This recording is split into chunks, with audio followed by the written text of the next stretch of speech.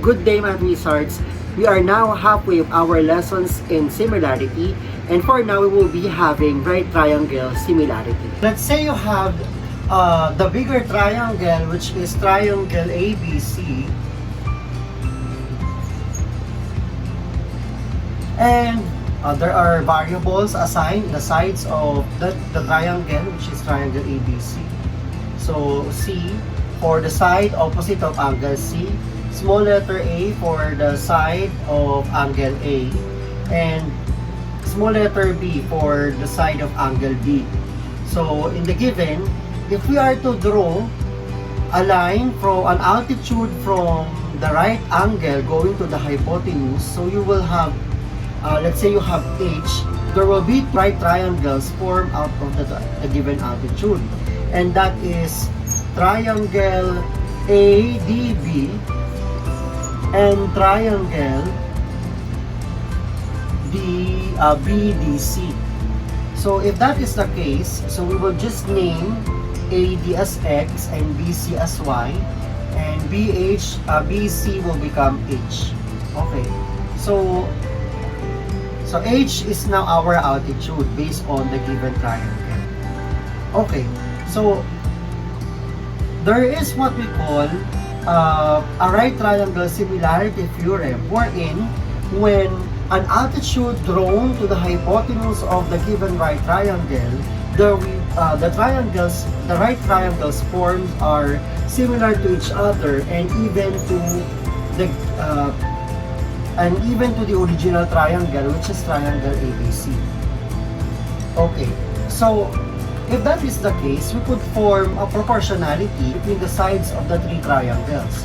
So now let's have triangle ABC similar to triangle ADB.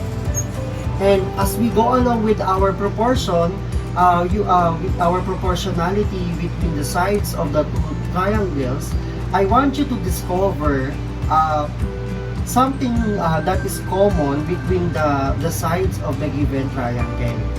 So you will be having, let's say, AB. So for us to have a clearer view of the sides of the triangle, let us draw. So this is ABC. So again, this is the original triangle. So I will name the opposite sides with the lower cases of the given vertices. So let's have another triangle, and this will become A, D, B, and A, in this case AD is X, and the opposite of BD is H, and BA is C. So with the other triangle, you will have BDC, BD is H, DC is Y, and BC is A. Okay. So between triangle ABC similar to triangle ADB, you will have proportions. So let's say A over H equal to B over C equal to C over X. If we have triangle ADB similar to triangle BDC, with these two triangles, you will be having H over Y equal to C over A equal to X over H. So between triangle ABC, the one with the largest or the original triangle given, and triangle BDC, you will have a proportion which is A over Y equal to B over A equal to C over H. So, upon analyzing the given proportion, you will notice that there are repetitions of variables. So, in the given first proportion, you will have B over C is equal to C over X. And let us exchange the places of the two ratio. X over H is equal to X over H is equal to C over A. So these two pairs are ratios that has a repetition of variables, the same with this one. So if we are to get the cross product property of these three, you will be having C squared is equal to BX. And in this case, you have H squared is equal to XY. And you have A squared is equal to BY. Okay. Since there are squared between the equations of equations formed by the proportions of the three similarities, this is what we call the geometric mean. This is the geometric mean of right triangle similarity. So meaning, if you are to solve for C, you will have C is equal to the square root of Bx. H is equal to the square root of xy. And A is equal to the square root of by. So we will be involving these formulas for us to solve the different quantities or the different quantities involved in right triangle similarity.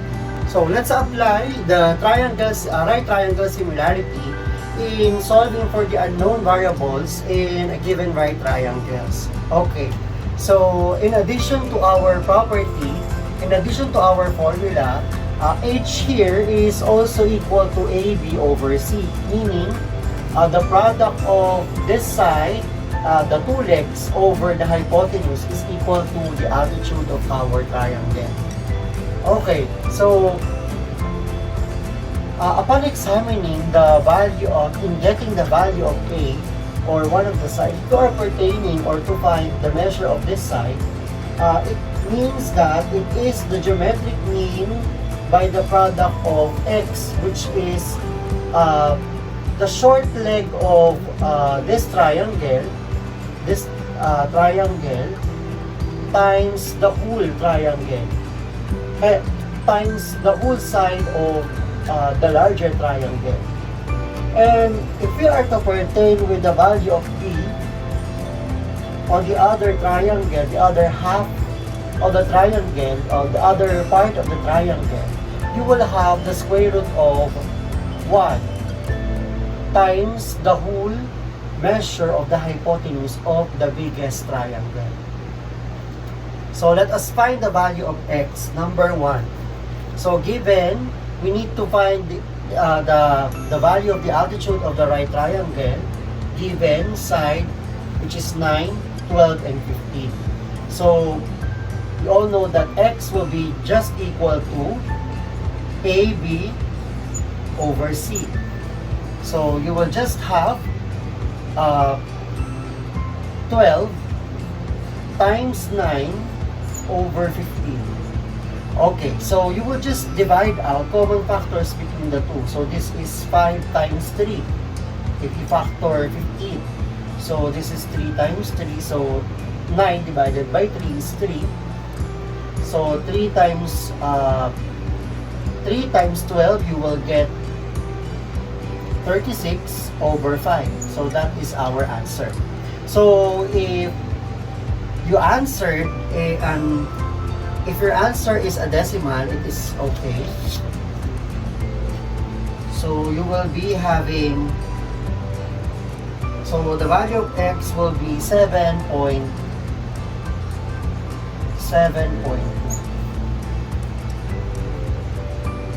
Okay, so for number 2, we need to find the value of the altitude. So x is equal to AB over C.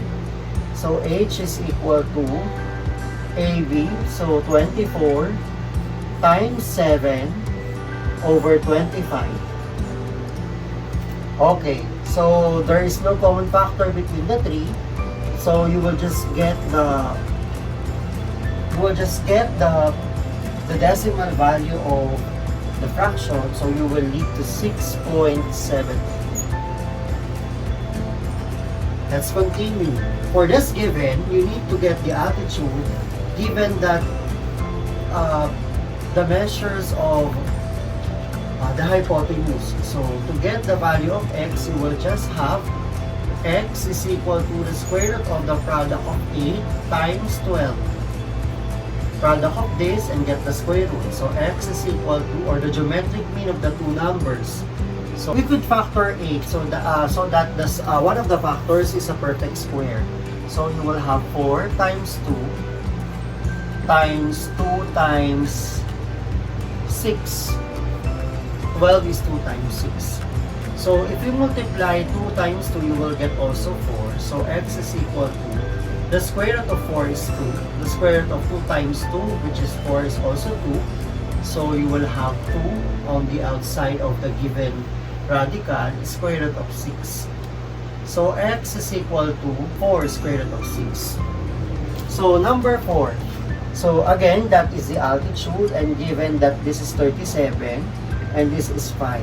To get the value of x, we just need to subtract 5 from 37 to get this part of the hypotenuse. So that is 32. 35 minus 5, 37 minus 5 is 32. So x is equal to the square root of 5 times 32. So x is equal to the square root of 5. So 32 is simply 16 times 2. So one of the factors is a perfect square. So get the square root of 16. X is equal to 8. Square root of 16 is 4. Square root of 2 times 5, 5 times 2 is 10. So you will get 4 square root of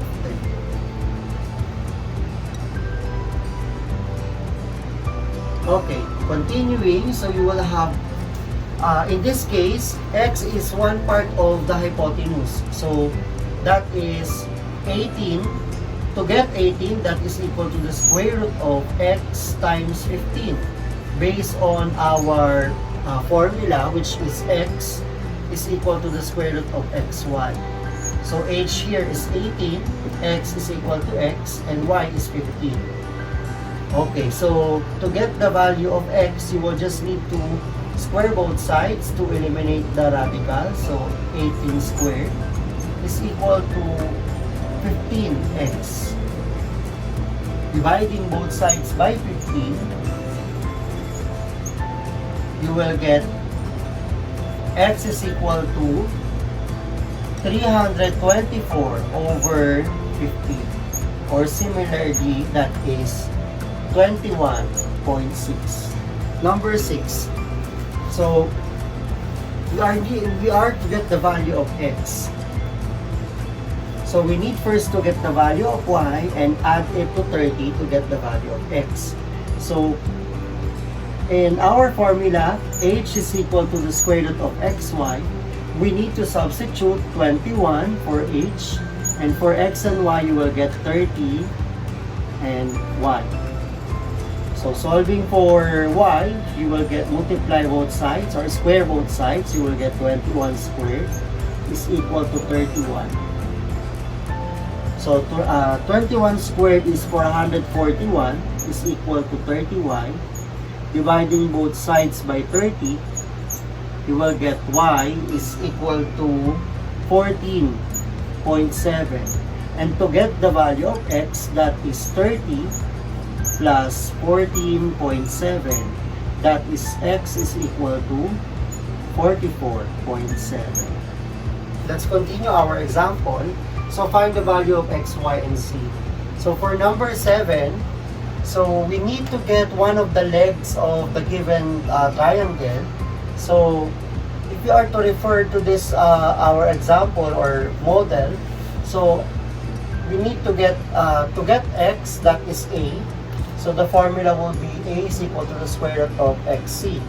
So x here is 24 and c is the whole measurement of the side or the hypotenuse. So x is equal to the square root of 24 times 24 plus 2. Okay. Be careful of making your equation. So x, so you need to get the square root of the product of 24 and the whole thing, which is 24 plus 2. So x is equal to the square root of 24 times 26. So x is equal to the square root of 24 is simply 4 times 6. That is 4 times 6. And this is 13 times 26 is 13 times 2. So if we are to factor 6, you will get 3 times 2. Okay. So simplifying, you will get the square root of 4, which is 2, times the square root of 2 times 2 is 4, and the square root of it is 2. So times 2 equal to the square root of 3. So wala na ito. 13 times 3 is equal to 39. So definitely the answer will be 2 times 2 is 4, square root of 39. And that will be our answer. Number 8. Okay, so again, referring to our model, that is one of the missing part is one of the legs of the right triangle. Okay, and the given is 7 and 12. In this case, we need to get the value of this part of the triangle, the hypotenuse, so that we could get by the formula x is equal to the missing part times 12. So to get this, if this one is 7, the other should be 12 minus 7, which is 5. Okay, so that is the square root of 5 times the whole thing, which is 12. So x is equal to 5 times factor 12. So you will get 4 times 3. So x is equal to the square root of 4, which is 2, square root of the product of 5 and 3 is 15. So 2 square root of 15 is the answer. Okay, so let's continue number 9. So to get the value of x, y, and z, so to get the value of x, we just need to get by using our model. So 27 is the given, and that is this part is 24, and the whole thing is x. So we could use 27 is equal to the square root of 24 times x, which is our unknown. So get the square of both sides, so we will get 27 squared is equal to 24x. Okay, so getting the square of 24, you will get 729 is equal to 24x. Dividing both sides by 24, you will lead to x is equal to 30.4. So to get the value of y, we will just use the Pythagorean theorem. So to get the value of y here, you will get y. So y in this case, referring to this right triangle here, the hypotenuse in this triangle here is 27. So you will have y squared plus 24 squared is equal to 27 squared. So simplifying, we will get y squared is equal to 500 is equal to y squared plus 576 is equal to 729. So y squared is equal to 729 minus 576. And y squared is equal to 153. Getting the square root of both sides, that is equal to y equals 12.4. Now, if you are to get the value of z, that is simply this one. So, if this is 24 and the whole thing is 30.4, we'll just subtract 24, so you will get 24 from 30.4. So this part will be 6.4. So to solve for z, that is z is equal to the square root of this part, which is 6.4, times x, which is 30.4. So z is equal to, getting the product of the two, that is equal to the square root of 194.56. So using your calculator, you will arrive with c is equal to 13.9. Number 10. So let's determine the value of x by using which among the given is available to get the value of x. So in this case, the given here is 8, which is the height of the or the altitude of the given triangle, and one of the part of the hypotenuse. So in relating the three quantities, you will have 8 is equal to the square root of x times 20. So 8, so solving for x, squaring both sides, you will get 8 squared, which is 64, is equal to 20x. Dividing both sides by 20, you will get x is equal to 3.2. So now, solving for y, so this is 3.2. If we get to solve, if you want to solve for y, we will be using Pythagorean theorem here. So this one is y is the hypotenuse, so 20 squared plus 8 squared is equal to y squared. So 20 squared is 400 plus 64 is equal to y squared. So combining the two, you will get 464 is equal to y squared. Getting the square root of both sides, y is equal to 21.5.